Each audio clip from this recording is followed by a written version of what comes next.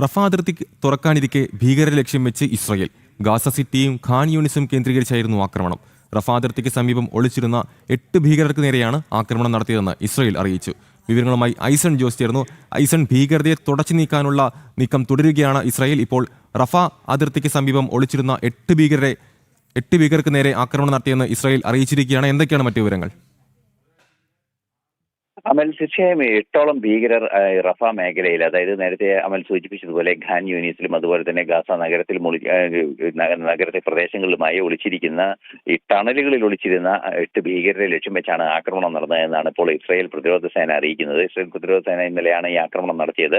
ശക്തമായ ഒരു ആക്രമണമാണ് നടന്നത് എന്ന് നമുക്ക് ദൃശ്യങ്ങളിൽ നിന്ന് മനസ്സിലാക്കാൻ സാധിക്കുന്നുണ്ട്.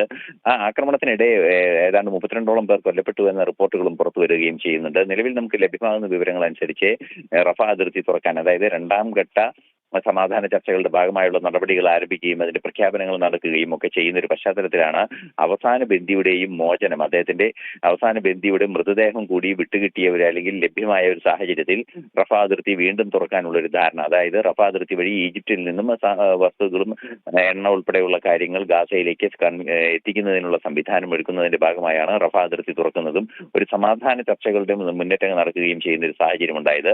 ഈ ഒരു പശ്ചാത്തലത്തിലാണ് റഫ അതിർത്തി കേന്ദ്രീകരിച്ച് ഹമാസ് ഭീകരർ കാര്യമായ ആക്രമണം നടത്തുന്ന ഒരു പശ്ചാത്തലമുണ്ട്. അത്തരത്തിൽ പലതവണ ഇത്തരം ആക്രമണങ്ങൾ റിപ്പോർട്ട് ചെയ്യുകയും ചെയ്തിട്ടുണ്ട്.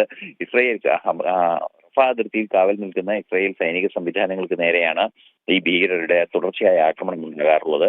ഈ ഒരു പശ്ചാത്തലത്തിലാണ് ഇന്റലിജൻസ് റിപ്പോർട്ടുകളുടെയും മറ്റു സൂചനകളുടെയും അടിസ്ഥാനത്തിൽ അവിടെ ഒളിച്ചിരുന്ന 8ഓളം ഭീകരരെ ലക്ഷ്യം വെച്ചൊരു ആക്രമണം നടത്തിയത് എന്ന വിശദീകരണമാണ് ഇപ്പോൾ ഇസ്രായേലിന്റെ ഭാഗത്തു നിന്ന് ഉണ്ടായിരിക്കുന്നത്.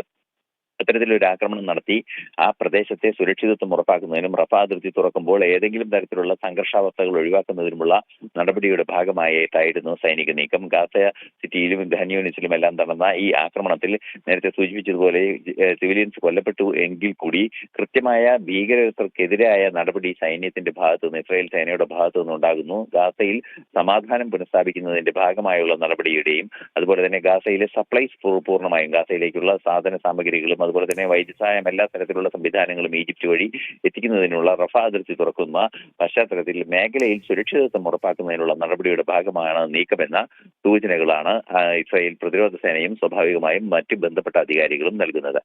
അമൽ, ഇന്റർനാഷണൽ ഡെസ്കിൽ നിന്നും ഐസൺ ജോസ് ആണ് വിവരങ്ങൾ പങ്കുവച്ചത്.